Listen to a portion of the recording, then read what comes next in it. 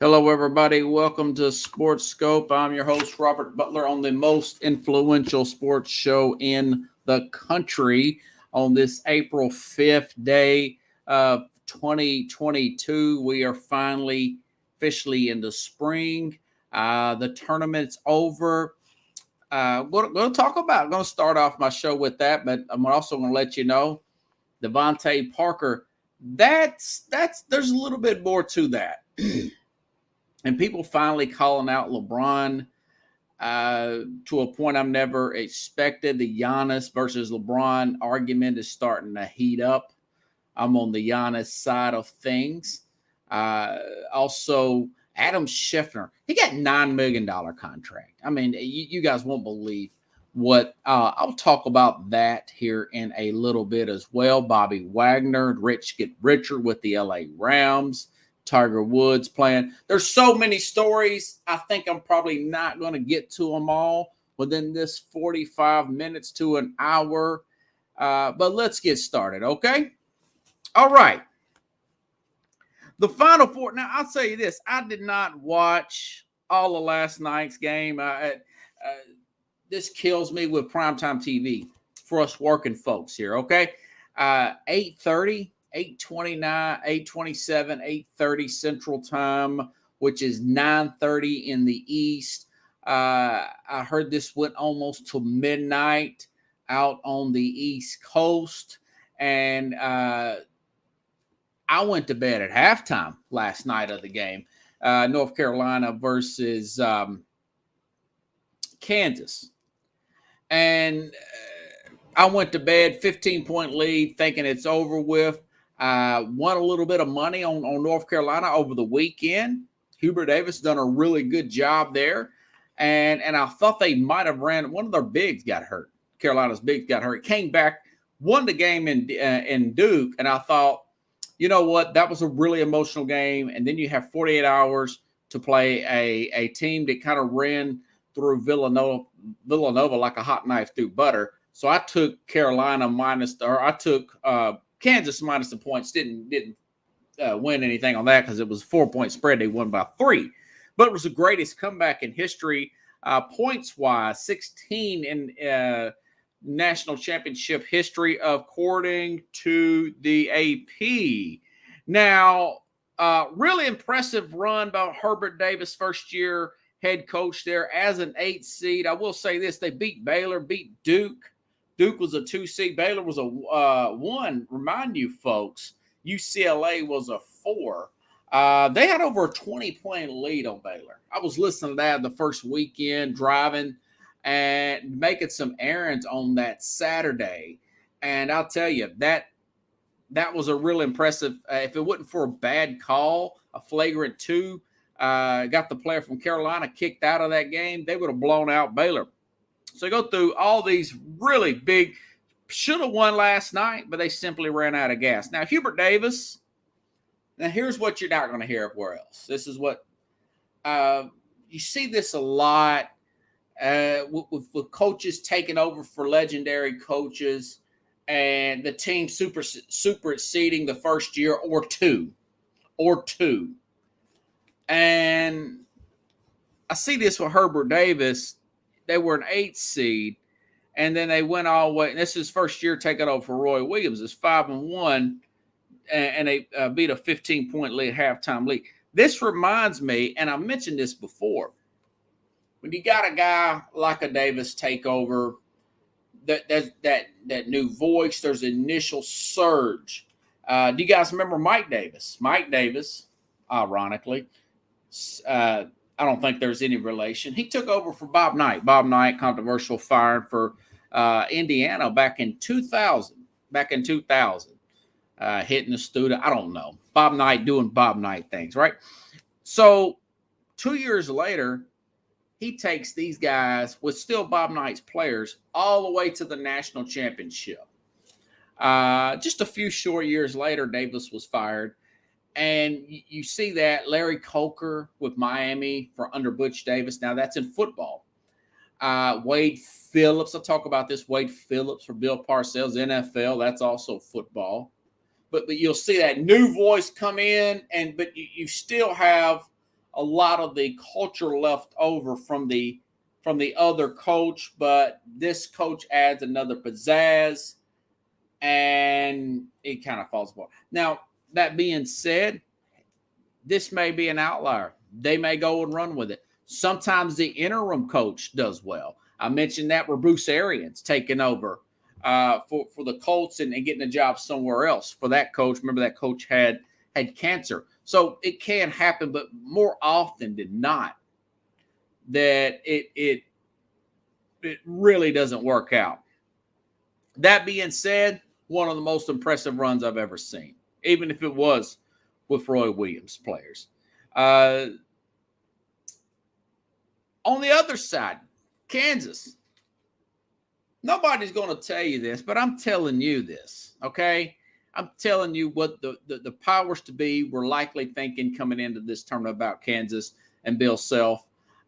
He has not really done that well since winning a national championship in 2008. That is, 10, 14 years ago? And they had to come back in that game against Memphis. So he bought himself some equity there. And now the fact that they won, I want to say there was a stat that says that Kansas City didn't have a top 100 player. That's the first time that's ever happened. Just a veteran team kind of came together at the right time. They didn't have a top 100 player recruited out of high school. Why? Because Self hadn't been doing good up to this point. So he kind of bought himself, he's got some new life there at Kansas winning this national championship. But hey, if you win, you win. So that's my assessment. Now, Coach K, let's go back to Saturday. Remember, I haven't talked to you guys since last Tuesday. Had 4 NBA guys, again, with the one and dones. Couldn't really get a lot done there. As far as break into the national championship game, everybody picked Duke. I wasn't. I looked at the way Carolina was playing in this Final Four. But just throw that aside. Coach Krzyzewski from Duke has had to deal with this one and done stuff. Think about the 2001 team. Shane Battier, senior, Carlos Boozer, I think it was a junior, senior. All those players, and it's one other player, I think it's Jason Williams, who went to the Chicago Bulls. That was before LeBron came out of high school in 2003. You think about that. That was his last national championship until several years later. I won't say 2010 or whatever. And that gap was a big gap in his career because that was when the one and done and zero and done thing really started to take off. We know about Kevin Garnett and Kobe in the 90s, but it really didn't do it until LeBron and of course you had the actual one and done rule put in. Okay? So you want to compare him to John Wooden. John Wooden, 10 national championships, UCLA. And I was looking at, Coach K has 1,202 career wins. Coach Wooden has 664, practically doubled the amount of regular season wins. 5 national championships from Mike Krzyzewski to 10 of Coach Wooden, who's considered the greatest of all time. Now, he had a shady recruiter with him. John Wooden, even though he's a man of faith, he had a very shady recruiter that is well documented that worked with him, a financier, whatever you want to call it, air quote. He was a shady guy that had associations with John Wooden. Now, and also why I lean for Coach K to be towards being the greatest is Coach K did not have Kareem Pickles. He won 3. Wooden won 3 national championships with arguably the greatest basketball player, all levels, high school, college, professional of all time, in Kareem. So, and then I read Kobe Bryant said this before he died. He says, if I had to go to college, no matter what, if it was made for me to go to college, I would have played for Coach K. Can you imagine a guy like talented as Kobe Bryant with the work ethic of a Kobe Bryant playing 3-4 years with Coach K? He may have been that much better of a pro. He may have passed Jordan if he would have played 4 years with Coach K, because he would learn how to accept coaching. He would learn how to be more of a team player. He would learn to have a better perspective of things. You know, Kyrie Irving played 1 year with Coach K. 1 year. Think if he had played 3-4 years. LeBron said he would have visited Coach K. Now, he's from Ohio. Everybody thought, well, he probably would have went to Ohio State. But, hey, they didn't have that great a coach in 2003. I don't remember them being that dominant in 2003. So, you got to look at career wins, lack of players staying, the shady recruiter. Pickle says Bill Walton also to take into effect. Even Stephen A. Smith said he's one of the better big men of all time before his injuries. So Coach K it will have a long. Let me tell you also about him. He's a guy that he can get. He coaches hard, but he's respectful. He's not a Bob Knight. He's not a Greg Popovich. Even Nick Saban. Nick Saban will coach you hard, and sometimes he crosses that line. He crossed it with Paul Feinbaum once, but he'll come back and apologize and say, "Hey, look, I was out of point there. I was off base there." That's a guy like Coach K. Between him and Jimmy Johnson are two of the Dallas Cowboys. Are two coaches that I would probably want to play for, or if I had a kid to play for them. They're going to coach you hard, but they're going to be respectful. And you see the players crying after they lose. They care. They care. He helped. I think it was either Grant Hill, or might have been Jay Williams. And Coach K got him. He said, me. He said, listen, man, start saying we. Because you can't be successful if we're not successful. You're not going to get talked about as much if you're successful versus us being successful. Little stuff like that, little tidbits. Remember, this guy came from Army. And he didn't even have a winning record when he came from Army. So he had a guy like Knight speak up for him. But he had that discipline with respect. So, I think the guy's the greatest of all time. Looks like he can still coach. He's 75. Maybe he does. Some people say maybe he pulls a Brady and comes back. I don't know. But great tournament this year. It's never going to be what it used to be because we had the one and done. Yes, it's been a problem. I wish that it would be. But this leads me into what else I'm going to talk about. People talk about Mac from the Mac and Jack and Jim show on Sunday. Asked me who I thought the greatest basketball player is in the league right now. Who is the man? And quite frankly, he was saying also, who should the league get behind? What type of guy? And my answer is not an American. This past weekend, Giannis Antetokounmpo had passed Kareem Abdul-Jabbar as the most points scored by a Buck in the history of the game. While he was with Milwaukee, whatever. And he's no super team. Won an MVP already, won a finals MVP, won a regular season MVP, won a defensive player of the year. LeBron hasn't done that. And the other day, the guy's bringing dad joke book. It's his dad, D-A-D, dad jokes to the podium. And he's cracking jokes with the media.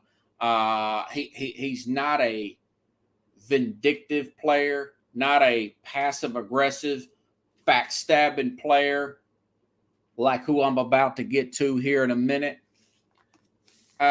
He's a guy from Athens, Greece. He's not even American, but he's so grateful for the opportunity to come in this country and make $100 million to play a kid's game. He doesn't talk about his coach out in public. He's always acted grateful, always takes the blame. From what I've heard, now maybe somebody can correct me if I heard otherwise. Unlike LeBron, who is constantly working behind the scenes to get people in and out, embarrassed his coach going all the way back to Cleveland. Remember that Pickles, where he says the coach calls an inbound play for another player to shoot the ball, and he says, "No, I'm not doing that. I'm going to take the shot." So he actually said, instead of just keeping that in house, he had to say that. I forgot, it was a coach that coached there for a little while, but he's this guy who likes to run roughshod on everybody, and it's all come to a halt this week, and it's a good chance they won't even get in the playoffs. Not to mention his divisive political comments, his comments about the police department, about being a victim. I mean, all that garbage. We didn't even talk about the China stuff. And you can still be ambitious and still believe in what you want. And I still say that with Giannis. But there's a certain way to go about and doing things he don't know how to do. And he don't listen to anybody and how to do it. This is what I'm about to play a soundbite from the About Magic Johnson from the Colin Cowherd show, taken from the Get Up show about LeBron James, the general manager, and the errors that he made this past year while the Lakers aren't even doing anything. Something I still hasn't heard from a guy like Giannis. Listen up. This is LeBron, Magic own LeBron James. Can you imagine him saying this, Pickles, about a Larry Bird or Michael or anybody of that nature? But he says it about LeBron. Listen up. This is taken from the Colin Cowherd show, if I can get it to run up here right.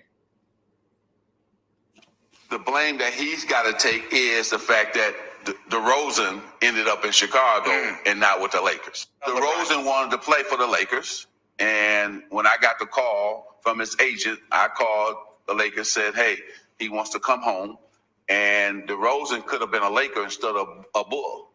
We could have made that deal, but when Russell and LeBron and them start talking, that's when they nixed that deal. And Westbrook, he became a Laker instead of DeRozan. By the way, DeRozan's averaging 28 a game, a career high. He's an all-star, and he has acknowledged earlier Lakers did him dirty. Yeah. And that's typical LeBron acting like he's not doing nothing behind the scenes. And now Frank Vogel's going to be fired, Pickles. And Pickles says, so they had a play between Magic, Jenny, and the agent for DeMar DeRozan, who's having a career year. And, of course, LeBron and Westbrook. Nothing you hear from Giannis. Now, I know that Jordan bashed heads with management, but sometimes you have to tell these players, no. You have to take back your league and let them know that, hey, look, you still work for us. And I believe in buying out contracts, and I still stand by everything I said. But this player empowerment is what's watering down your league. You know, Colin Cowherd, of all people, he's like one of the big LeBron lover. He's brought that up on his show. And he also brought up the fact of all this load management. You know, that's all that's pushed by LeBron. People say, well, no, what about the Spurs? No, but LeBron pushed all that. He pushed the longer All-Star break. You know, all that super team stuff, playing manager. You know, the NBA teams should all collude together and say, we're going to take our league back. If you don't like it, go start your own league. You know what? You know what's going to happen? You, Kyrie Irving, you, LeBron James, you're going to have the same problems we did. And then the players who play for you are going to give you the crap that you're giving us. You see what I'm saying? So, yes, I think the league will be so much better once a guy like LeBron retires and we see a Giannis start to, maybe even a Luka, somebody like that, 2 foreign guys, right? And start to have a better attitude. And I know Luka's not as humble as a Giannis, but even Joker out of Denver, those guys, it was the MVP last year. To have more humility type approach, not calling out your coaches, not trying to persuade trades behind the scenes. And people say, well, Magic did that. Michael, yeah, but they were told no. And the issue with Magic, and I've watched this Winning Time docu-series. It's a series, not a docu-series. It's a series about the Lakers from when Jerry Buss purchased them. And I can't remember the guy's name that took over in 1980, the coach. But Paul Westhead was the assistant. Coach put in this great system after Jerry West steps down. And then this coach gets hurt in a bike accident. This Paul Westhead takes this coach, George whatever, takes his system. They win the championship with Magic. But that guy was a fill-in guy. Again, what I was saying about Hubert Davis, he was a fill-in guy. And Magic said, hey, I don't want to work with this guy. That was a unique situation. Then they went on, hired Pat Riley. The rest is history. Got 4 more rings. But you still have to tell these players no sometimes. You know? And I think more people should put these players in their place. The NBA should say 3 years out of high school. You got NIL now. Yeah. Westfall. Yeah. Thank you, Pickles. And take back your league, you know. Let there be a structure there. And I know it happens in every sport. I know it happens in football. But, you know, it can be done. People just have to stick to their guns. And I think it'll work out for the Lakers eventually. But it's good for incidents like this to happen. For when you let players run your league. You like to see somebody get ran in the ground when an incident like this happens. I just like to see a guy just grateful and humble to be there. And again, they could still be empowered. They could still do the same things. But that negative vibe that LeBron puts out is just not healthy. It's not healthy for the game, you know. And you hope that other players, and a lot of people are followers, most people are, that they see a guy like Giannis, and you see how the people treat Giannis and how he is perceived. Now, he may have a different private persona, but how he's perceived is how the Jordan was perceived by the general public, not what LeBron has put out over the last few years. And I told you guys, I said Westbrook's going to be a disaster. It's even worse than I said it was. But I did predict that they will try to trade him at the trade deadline, and they couldn't even do that. And I knew it was all LeBron, and then we found out that's what it was. Okay? All righty then. Switching gears here. Okay. Devontae Parker. This is a bigger deal that other people are talking about. Switching to the NFL. Devontae Parker was traded Saturday. I was a little tired Saturday, Pickles, but I was going to do a short on Saturday, but I didn't. Got tired. I got an early start, got my errands done, and just kind of laid down and slept late in the afternoon. So Devontae Parker was traded to the Patriots for a 5th round this year and a 3rd round in 2023 draft. Now, isn't that ironic, like the song says? Isn't that ironic? Just a few days after I brought this up on this show, that Robert Kraft criticized, said he's disappointed that the Patriots are 0-3 in the playoffs, and shows like mine and some of the bigger ones have talked about the lack of moves that the Patriots have made versus those huge moves by Buffalo signing a mega deal, probably overpaid him, but signed a mega deal to Von Miller. And then the Miami Dolphins make a huge trade to the Kansas City Chiefs. They get Tyreek Hill, one of the best game speed players in the league. They went to an offensive system. They brought in all these offensive linemen, 2 new running backs, new head coach in McDaniels. And the Patriots don't do nothing but trade away players. Shaq Mason, they brought back Malcolm Butler, a player who's retired, and they brought him back for $4.5 million. So all that happened last week, early in the week, and then Saturday, boom, Pickles. Go up there and talk Miami. This is unheard of in other divisions. But I've told you before, the Patriots only one to do. They'll trade in division, and they talk their division foes into doing it. They traded Brandon Marshall to the Jets. Of course, it didn't work. Marshall was washed up. But Parker, he's only an $8.7 million cap hit versus $30 million, $28 million for Devontae Adams and Tyreek Hill. And it's not a bad play. It's really not. That's a veteran player. He can be the threat.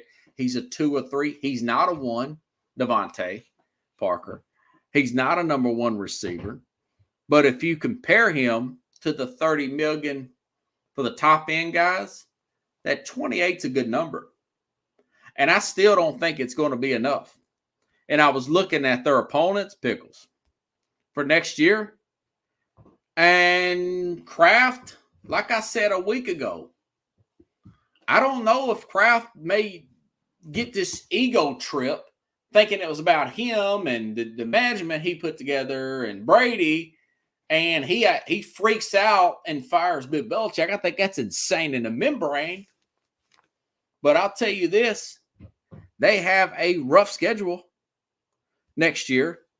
Everywhere I've looked between FanDuel and DraftKings, their over and under is 8.5 wins. And pending on players and everything, I know their opponents for next year. They got to go play at Cleveland. If they got Deshaun Watson in that game, if he's not suspended by the league, that's a loss. At Green Bay, I don't know. That may be a loss. Hold on, let me change out my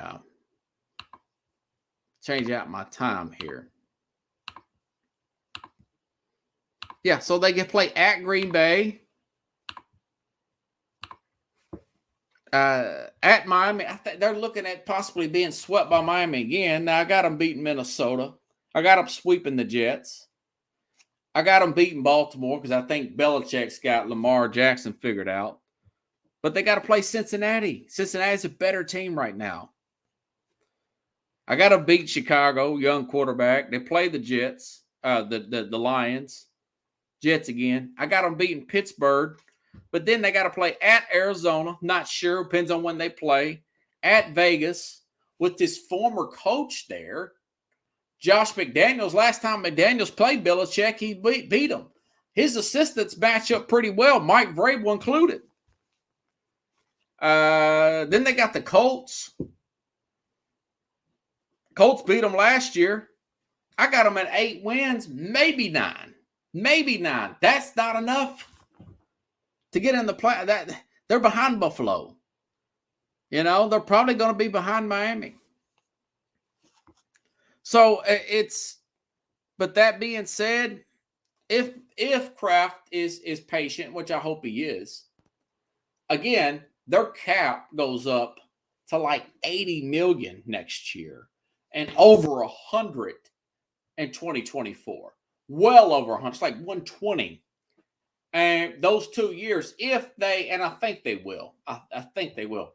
I think they're going to stick with Mac Jones. Then they could make their Super Bowl run, because then Josh Allen's big money kicks in. Then Miami's probably moving off of Tua because he's hurt too much. Then they're just worrying about the Jets. They may have Robert Saleh may be fired by then. Then the power dynamic's going to shift. Then they can make their run at the Super Bowl. Now, of course, the AFC West, I haven't mentioned them before with Mahomes. Kansas City's going to be better. A lot better. They got a lot of those picks from Miami. But on Miami's side of things, Chris Greer has quietly had a really, really good offseason. So the Patriots gave them a 3rd-round pick. But check this out. See if I can find this. Okay, Adam Scheffner. Talk about him and I'll hear in a minute. By acquiring New England's 2023 3rd-round pick, Miami's scheduled to have 2 first-round picks, a 2nd and 2 thirds next year. So now, if Tua don't work out, which I don't think he will, 2023, much better quarterback draft. You got Bryce Young, C.J. Stroud, Will Rogers from Mississippi State. Those guys are just a few. That's just the ones that I'm talking about. There's always a player or two that comes out of nowhere. You got 2, 4 possible top-flight NFL quarterbacks to jump on the scene. I don't think Caleb Williams will be ready. He looks good. The guy's going to transfer from USC that went to Oklahoma. But I really think Bryce Young is going to be well. He's going to be playing well. And I like that guy from Mississippi, Will Rogers. He started really looking good towards the end. Don't be surprised if he jumps off and becomes a major player in the 2023 NFL draft. So Miami's looking ahead there. And this is a prove-it year for Tua. He's got to stay healthy. They've got to get to the playoffs. And I think they will. I think they'll probably sweep New England again, if you ask me. Could be wrong, but there's more to that trade than beats the eye. And that's why you got me here to call out those particular and somebody says, well, somebody put out a picture here. The Cowboys fan put this out on the internet. He said Cowboys trade away Amari Cooper for a 5th-round pick. And the Dolphins get a 3rd and a 5th for Devontae Parker and Amari Cooper, leading receiver at one time. And there's a winning record there with Dak Prescott with him. And it all comes down to dollars. Amari Cooper has a $20 million cap hit. Devontae Parker was half of that. Half the player. Cap hit's a big deal. Cap hit is a big, big deal when it comes to these things, folks. Okay? All righty then. Bobby Wagner signed with the Rams. Now, a lot of people said, well, they let Von Miller go. Listen, guys. Von Miller's 33 years old, and he got offered a ton. I want to say 45 guaranteed for the Buffalo Bills. Overpaid for a 33-year-old pass rusher. This guy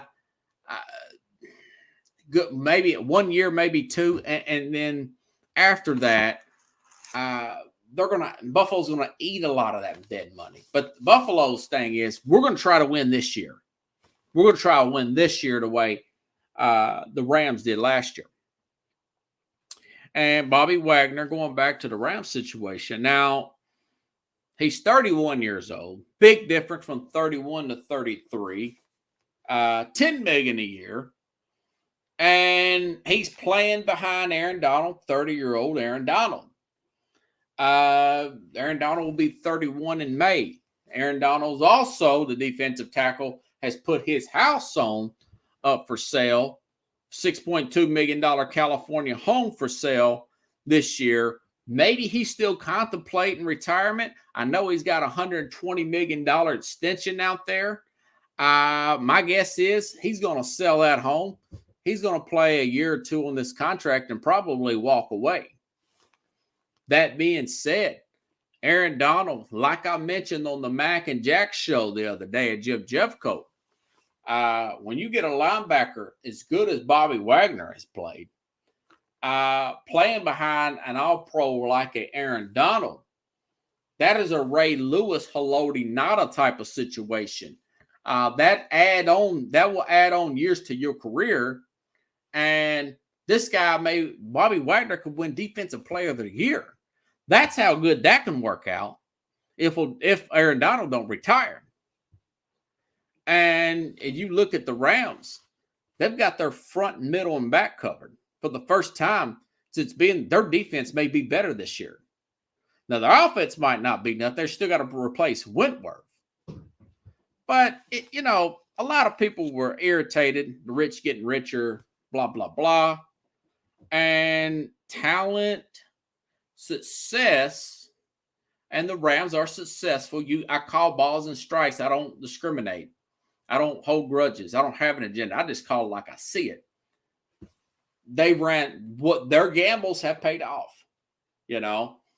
and their success reminds me of the 03 and 04 Patriot teams when they get a guy like Corey Dillon for nothing. And they get a guy like Vince Wilfork Pickles that falls to them at the end of the first round in the 2004 draft. And you have a 10-year run stopper on an already good defense.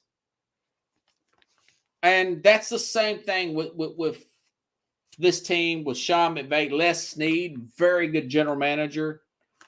Him and the general manager of Mickey Loomis, I think is his name, that's with the Saints, made an oddball trade with Philadelphia. He's got something up his sleeve.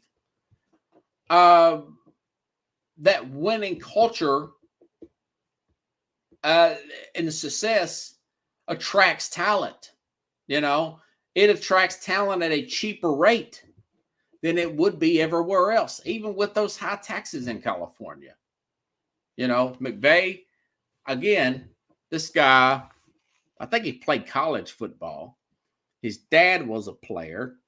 His granddad was a general manager and a coach. So he sees everything from a three-dimensional view, Sean McVay. Player, coach, management. Only thing missing is the owner, right? So, and he's used those skills at a young 36, 37-year-old age. And being born on third base into that, he's used all that for his advantage. And now they got a juggernaut going on. Now, they're going to hit a wall, and they're going to hit it fast. But you can't take away the fact that they've already won one Super Bowl. And then a few years later, they go to one Super Bowl in 2018. Then they win it in 21. They've extended Matt Stafford. They got the best cornerback in the game. They bet the best. Now, this is luck. My dad used to tell me, Hardy, work lucky. They just happen to have the best defensive tackle in the game, Aaron Donald. and they figured out a way to trade for a former number 1 overall pick, a talent, got him out at 32 years old from, even though he's a turnover machine. He also had one of the best fourth quarter ratings in the league in Matt Stafford, but it attracts talent. It really did. And the Ravens, I want to say the Ravens were pretty close to offering him more money. But Wagner knows that, with Lamar Jackson, the way he runs, he knows that he has a better chance. And they got a chance to repeat. Sean McVay, he's a guy that he's takes that Dale Carnegie stuff, and that was probably taught to him by his grandfather, how to win friends and influence, about knowing everybody's name, being respectful, but also commanding it in return, even if it is to a much younger. And he's not afraid to put people around him who know more than what he does in different areas. Like I said, I really commended him for bringing in a Wade Phillips when he first got that head coaching job. A guy could be pushing grandfather age for Sean McVay, way older than his dad, bringing him in when he first got that job. Now it's got a bunch of other young coaches now, but that environment, you start to track, got like the Patriots back in them days, Pickles. You got Corey Dillon for nothing. They got Vince Wilfork for nothing. They got Randy Moss, once saw as being totally, and I subscribe to this. When he played with the Raiders in 2006, totally washed up. I mean, I was watching one of those games back in 2006, and it looked like that Randy Moss for the Raiders, before he got traded to the Patriots for nothing, was looking into the stands when the snap was being called. It's like he wasn't even looking at the snap count. He was really out there. And then he goes to the Patriots and he has this rebirth. But when you got that kind of success, things just seem to fall into place, and that's what it did for the Rams. And just revisiting the Bruce Arians thing, I'll say this, and I know I said this on my teaser, and I gave a lot of information about this on Thursday when this happened. Arians, again, he retired from the Arizona Cardinals, had a heart attack, had some health issues. Then he unretired and coached Jameis Winston for a year. 30 touchdowns, 30 picks. Then they go out and get Brady. So they won the Super Bowl. I thought he could have possibly retired after 2020. He coaches last year. He gets like a torn Achilles or something on a sideline injury.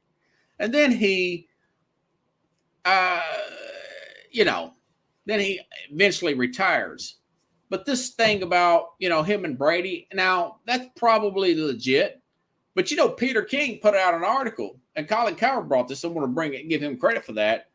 King says that all the and kind of what I was saying about LeBron, all quarterbacks, Bradshaw had problems with Chuck Noll. Bill Walsh and Joe Montana had issues. Brady and Belichick had issues. Phil Simms and Bill Parcells had issues. You got two alphas there, two competitors there. Phil Jackson and Kobe Bryant, Michael Jordan and Phil Jackson. That's sports. High ego. So I don't think it was fully, I think Arians said, I know he went to the owners and everything, and I can fight this, but I already got my ring. I've already retired once.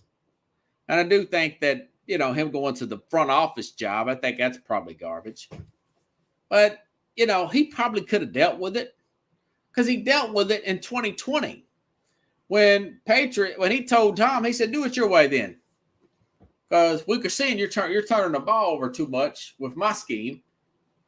So they basically had it on anyways. A lot of stuff is misunderstood, and there's some egos clash. But the truth of the matter is, Bruce Arians is going to leave anyways. He's tired. He don't want to do with it. Brady has a void to fill in his life. He hasn't got that field post-football yet. Now, he might take a hit too many this year, but it's still that void. He's got to scratch that itch, and I know he's a proud guy. I know he wants to be a mogul and all that stuff, but I still say he should try coaching. You know, at least a quarterback coach or something. If he don't like it for a year, he can go away.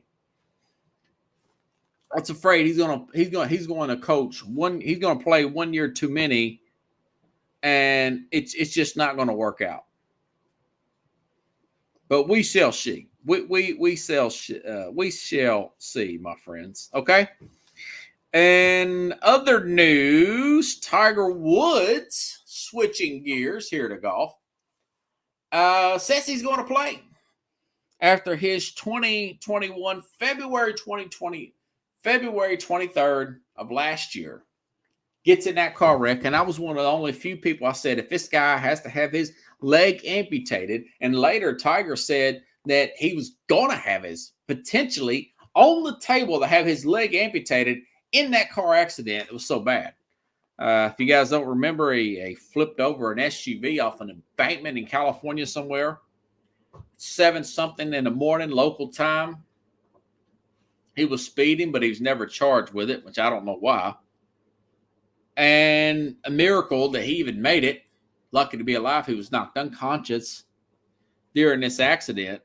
He has his right leg had a rod and screws in it. And I said this. I said if he had to have it amputated, he's going to try to get back out there. And now he's saying he's supposed to make the official announcement tomorrow, which is Wednesday, for Thursday's tee-off, that Tiger said he's going to play. Now, if he can make it to the weekend, that would be a miracle. If Tiger can make it to the weekend, that would be just a total miracle. I think it's a miracle he's even playing, you know. But if he can win it, that's fairy tale crazy stuff. That would be a story and a half if he can win the Masters. And he's also been working with his son, Charlie. Charlie Woods, almost a spitting image of Tiger. Swings are a little bit different, but, you know, he's 13. I mean, what do you expect? His son is 13 years old, and I'm thinking, man, how time flies. Tiger won the Masters for the first time at the age of 21. His son is 8 years younger today, will be this year. He'll be 13 this year, than he was when he won the championship. Now, I don't know in 8 years if his son's even going to be at the pro level to be even compete in those majors, but that tells you how fast time flies, and that tells you how perspective, life and appreciation people should have, and they can be over with in just a snap of the fingers. And I'm sure that Tiger Woods has had a coming to Jesus moment and realized that he's not bulletproof, and he's taking things more seriously and not living so reckless. But it will be a story and a half. I'll say that. I hope he does well. I'll be watching, maybe even bet on it. Pickle says it'd be a miracle. And that's what I'm saying, Pickles. It'd be a miracle if he makes the cut Friday. That'd be a story right there. Even if he blows it on Saturday. If he makes the cut, that's a story. I mean, it's cool he's even playing. I think that's pretty interesting. I'm curious if he can make the cut. Okay. So, Adam Scheffner. I read this from the Sports Business Journal. These TV personalities are getting paid, and this is great news for guys like me. I tell you. And I have to channel my inner Pickles. I have to channel my inner Forrest Gump and Lieutenant Dan scene where Lieutenant Forrest Gump is walking out of a talk show in New York somewhere. Lieutenant Dan's in a wheelchair, and he's behind him, but he can't see Lieutenant Dan, but he can hear him. And Lieutenant Dan is saying, they gave you the Congressional Medal of Honor. And then Forrest is like, Lieutenant Dan? He said, they gave you an idiot who goes on national TV and makes a fool of himself the Congressional Medal of Honor. And I thought about that line when I read this Sports Business Journal that ESPN's giving Adam Schefter $9 million a year, 5 years, $45 million contract. They gave Adam Schefter, a weasel, a reporter who lets Bruce Allen, yes, that Bruce Allen, of the Washington Redskins then the Washington football team, then the Commanders, edit out his stories. This came out in those controversial emails when they're in investigation between the cheerleaders, scam and everything. And a Washington team, by the way, is being investigated from withholding funds from the league. This guy, Adam Schefter, this weasel, is letting that former president, general manager, he had a lot of titles, Bruce Allen, the right-hand man of one of the grimiest, crappiest owners, Dan Snyder, in all of sports, edit out his story. That came out last year. Now ESPN's giving him a $9 million a year, a reporter pickles. $9 million a year, $45 million contract. Now, he said, why is that? ESPN is handing out money. ESPN has spent, and ABC, which is owned by Disney and ESPN, has spent over $250 million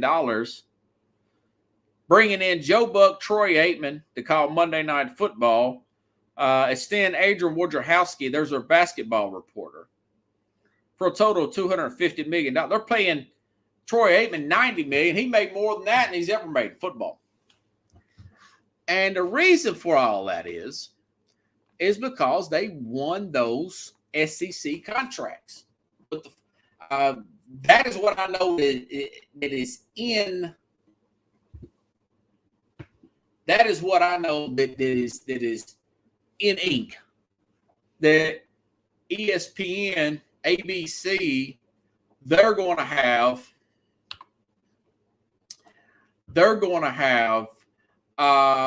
the big SEC games. They beat out CBS for those contracts, and the money is flowing in like nobody's business. And you know why? This is a year after 4 months, 4 or 5 months after Pat McAfee got $20 million from nothing like timing, right? I'd rather be lucky than good any day, Pickles. What's this app called? FanDuel. But advertisers know one thing, and I'm a guy who records everything. They know that people will watch commercials and keep the TV on in live sporting events. That's one thing that major advertisers know that, and that's football. Football's huge. NFL's huge. These college games are massive now, particularly in the college football. Alabama, those huge Alabama games. I was so tired last year. I could not stay up late enough to watch Texas A&M and Alabama. Went until 11 o'clock at night. So I'm watching, listening to those stupid commercials because I wanted to see the next play. And therefore, ABC, whatever, they won all these contracts. They outbidded the CBS, and so they got a lot of the Fox talent, and they're paying this reporter, this little weasel, Adam Schefter. And all of you say, man, you bucking to get a job. And I said, no, I'll tell him to his face. I'll tell him what he is. He got on to me one time. He he got into some political crap, and I said something to him about it. And all of a sudden, this other account just starts attacking me. That was his dummy account. He's not man enough to say it straight up, you know. But Scheffner is not a bad reporter, but that's what he is. He's that guy. And Robert Griffin called him on this. Robert Griffin III, Robert Griffin says, you're reporting all this stuff about me. Where was you getting that from? And we know it was from Bruce Allen and stuff. Saying he's a bad worker, he's showing up. So Scheffner is that guy that these general managers, owners, coaches don't have the nerve enough to say publicly about a player. They'll put it through a guy like Scheffner to get their message out. That little weasel, you know. But God bless him. If he can make $9 million, I'm worth 20. Once I get, and I tell people this at work and stuff, because I know how lazy these people really are. I've been around them. I mean, when I did an internship back in Channel 2, I made all those people feel insecure. And I was a freaking 23-year-old intern just trying to get it done. They were all hating on me because I was working hard. But they're like that in the national scene, too. They're real lazy. They follow each other, and they don't double-check anything. They just go with what some other reporter does. Now, Adrian's a pretty hard-working guy. But Scheffner is he's a weasel, you know. And if you're going to play a reporter down me, I mean, what are you going to play a major? And that's why Stephen A. should probably ask even more money than they're paying him. He is, Pickles. He's a major weasel. He's a spoon-fed. Yeah. So these coaches, none of these guys got the nerve enough to put their name on something. They want to go through a guy like Scheffner. I mean, you have no dignity. If you give, and I got a journalism degree. If you give whoever you're writing a story, I would never do that. So here, I want you to edit out my story. So no, if I got a quote, I'm running with it. If I got my sources, I got my quote, I'm running with it. I'm not getting you to edit out my story. I might as well be a public relations guy for the Washington Redskins. But that clown, more power to him. You know, the guy, I tell you about Scheffner, somebody don't know. He got with the guy's, a widow of a guy who died in 9/11. You know, that's what kind of guy he is. He's a weasel. You know, he's the ultimate. He ain't got the nerve to ask a woman straight up. He's got to kind of hover around and weasel. And you guys should have heard that interview, how he backpedaled out of the interview with Robert Griffin's being nice about it. I listened to a podcast last year. And it wasn't too long after that interview, Pickles, with Robert Griffin, that those emails about Scheffner leaked out of him telling Bruce Allen, Mr. Editor, is there anything I need to leave out here? And now ESPN's paying him $9 million a year. Man, what a deal. What a deal. But there's an old saying, high tide raises all boats. So here at SportsSkope, we're getting here at the right time. If you guys like the show, please share the show. I will be on the Mac, Jack, and Jim show on, hold on, let me change out my stuff real quick.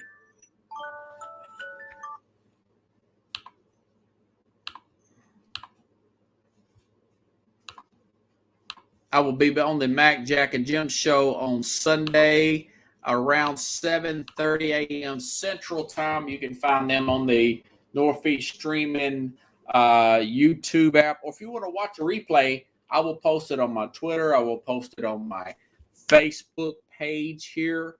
Mac, it'll be under Mac Sports. We'll go over this week in sports. Now, Jim is a former Dallas Cowboy. And, Jack Hirsch is a writer, and Mac is the creator of the show. Really good show there. Now, I'll also come on from time to time, guys, and talk news on here. I'll break stories on here.